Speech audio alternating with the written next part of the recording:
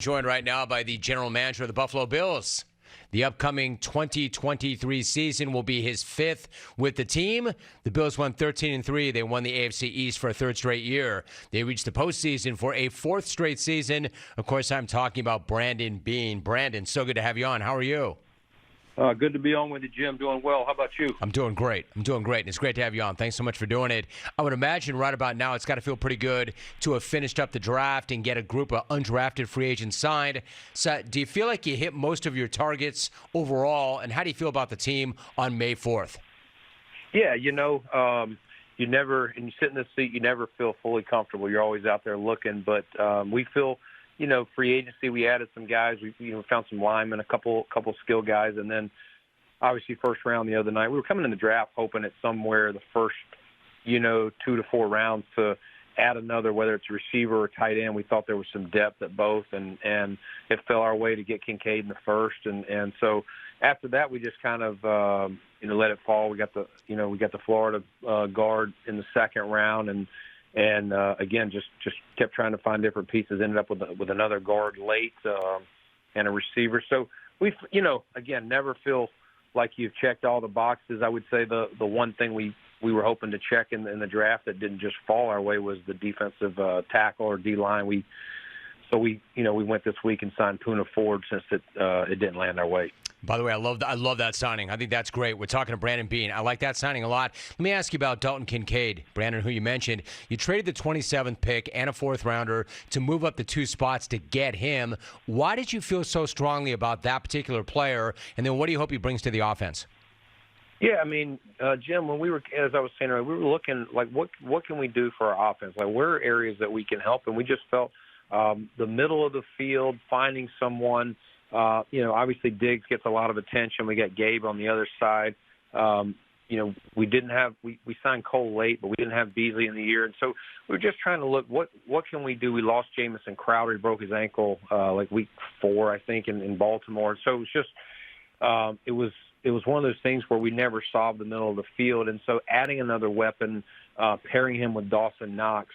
And just like he's a mismatched guy in the pass game. So when we go 12 personnel, Jim, how are people going to play us? And does he get a favorable matchup? Does Dawson get a favorable matchup? Or does the defense rotate inside and now Diggs gets a better matchup? We're talking to Buffalo Bills GM Brandon Beane. Brandon, what about Tulane linebacker Dorian Williams? You added him in the third round. He was just one of 2 FBS players with at least 125 tackles and 5 sacks. You've described him as, quote, a tackling machine. How much of an impact are you expecting from him to make as a rookie? Yeah, he is a tackling machine. I think the biggest thing he's going to have to do, we have Matt Milano. If we didn't have Matt Milano, he'd probably be a starting will backer pretty quick if you've got an established, Mike linebacker. But he's played a little bit of both at Tulane. It's just the biggest transition for him, Jim, is going to be going, if he's going to try and compete for this middle linebacker, the Mike position for us. That's the quarterback of the defense. So you got to know more than just your spot. You got to know how it all comes together, and that's a lot. And so that will be his biggest hurdle year one. Athletically, he's what you want. He can match up with backs and tight ends. It's more just going to be running the operation, learning it. It's going to be a big transition for him. So not going to put too much pressure on him to have to come in and start right away, but we know he'll contribute, and we see a lot of upside with Dorian. Whether it happens, right away week 1 this year or it happens down the line. Brandon, I was talking to former NFL GM Thomas Dimitroff not long ago on my pod, and we were talking about what it's like to be in the draft room. I'm not sure you can get into this or not, but I'm kind of curious. When you make that deal for Latavius Murray, a guy that I've always liked a lot, I'm kind of curious. Like, if you make it during the draft, maybe were you looking at the board and not necessarily seeing what you wanted to see, and then you react? Or are these 2 totally different things, and were you multitasking when you did that deal? Yeah, it was one of those things where we had not landed one earlier. I met with Latavius a couple of weeks ago. He visited, and I just said, "Listen, Latavius, I think it's best for both of us. Let's wait, make sure I don't draft someone. It falls our way. We draft someone fairly high, and now you don't have a legit chance, barring injury, to come in here and help our team." And so we got into day 3. I'm looking at the board. We came into that day with 2 picks, and I'm going, we could use some things elsewhere. there's nobody that I'm like, we got to have this guy. And so it was like, let's reach out to his agent. And, if we didn't do that deal, I probably there were some opportunities to select one, but ultimately to add him and be able to pivot to a couple other positions, I thought was the best move for us. I appreciate that response. Brandon Beane's joining us. Brandon, what about Josh Allen? He's entering his 6th season, which kind of blows my mind in and of itself, already 6 years in. And he's an elite player. We know this. As much as you appreciate how hard he's willing to fight for every single yard, were you happy to hear him say that he knows that he's going to have to modify his approach and not always put his body on the line? Yeah, and in truth, Josh knows it. I shouldn't say he's always known it. He's known it. He just gets, especially if our offense isn't flowing, and or if somebody needs to make a play, like he's that guy. He just says, screw it, I'll go make the play, and sometimes to his own detriment or taking an unnecessary shot. So, again, that's where it comes back to me making sure I provided him the protection up front and the weapons, to let these guys make the plays and keep him as fresh as possible. But again, he still don't let him fool anybody when it's when it's time to make a big play or something like that, or we got to have it moment, and he doesn't see an opportunity to throw it, he's going to tuck it and run. And I'm just glad he's at least open to being a little bit smarter and picking his spots maybe a little bit more than he did last season. I mean, right? It's in his DNA. If it's in his DNA, you can't fully change that. What about Von Miller? Von Miller's a future Hall of Famer, and he had such a tremendous impact before he went down with that ACL injury. I mean, I would imagine everybody heals and they rehab differently. Can you update us on his status and what might be a realistic expectation for when he might be back on the field? Yeah, Vaughn's doing really well. He's rehabbed some here. He's rehabbed some in Texas, but he was in here a couple weeks ago. He's hitting all his markers. He's obviously he did that at the end of the year. You're talking Thanksgiving week, coincidentally the same week that happened to Trey White a year ago. But the good thing about Vaughn, Jim, is he's torn an ACL before, and sometimes that's half the battle is knowing what the rehab is like physically and mentally. And so he's in a very good headspace, knows his body. He's been through some things, and you're right, he's a first ballot Hall of Famer, and we missed him. He made a great impact for us until that injury, and we definitely missed him down the stretch, and we'll be excited to get him back.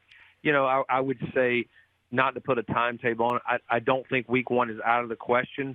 I know that's his goal, but it's still too early to say if we would kind of let him, go out there. Then we want to make sure he's truly ready and that we can have him down the stretch. I really appreciate this time, Brandon. Really quickly before you go, I think everybody listening became a Bills fan to some extent after Damar Hamlin's health emergency in Cincinnati.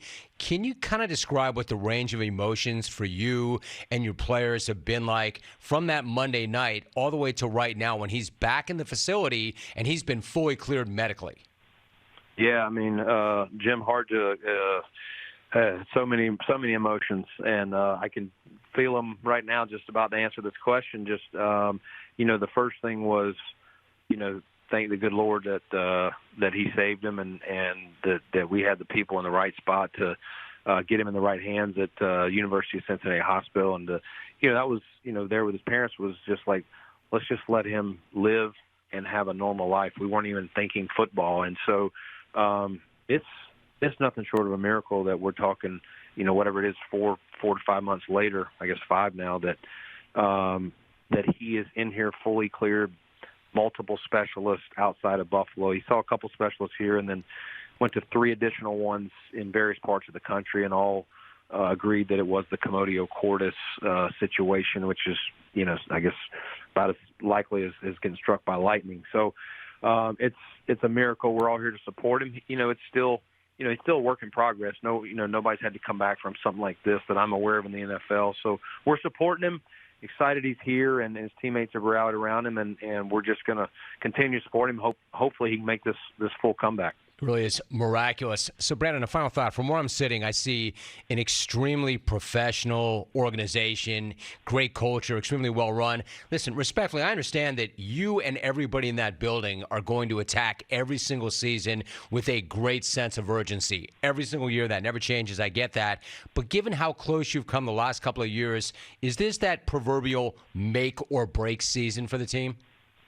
I don't think it is. I mean, we're trying. Listen, there's some moves that we could do that just say, hey, we're just going to go all in for this year and have a teardown. But we've been very diligent in how we've done the cap, and we're trying to avoid that type of situation. It's not easy, especially when you get, top paid quarterback, highly paid receiver, Vaughn and Trey White and some of these guys. But ultimately, we think we've got a plan to continue to go for it year after year, and hopefully we can find a way to, pull that title home for Buffalo here sooner rather than later. And what would that mean? I mean, that town, what an amazing town for the Bills Mafia. Can you even describe or put into words what that would mean to deliver to that fan base a world championship? That would, as much as when you sit in this seat or you grow up in this business the way I have, and as much as you want to say, hey, I'm a champion, I would be more excited to watch this fan base just the joy. I mean, honestly, Jim, you'd see more tears than you would see people screaming. That's just how passionate these people are and how much it means to them. And so, as much as I've been to the Super Bowl twice and lost. As much as I would want one for myself, I'd be more excited to see this fan base be able to celebrate. No, I get it. I've seen it up close. I've seen those fans. I know those fans, and I agree with you. I agree with everything you just said. That right there is as comprehensive a conversation as you can have. Brandon, so appreciate you. Thank you for taking so much time, and really great to have you on the show. I do appreciate that visit, Brandon. Thank you very much. You got it, Jim. All the best, buddy. All the best. What a great conversation that was. Bills GM, Brandon Beane, breaking it all down. Thank you so much for watching. Please like, comment, and subscribe, and hit the bell to be the first to know when we do upload a new video.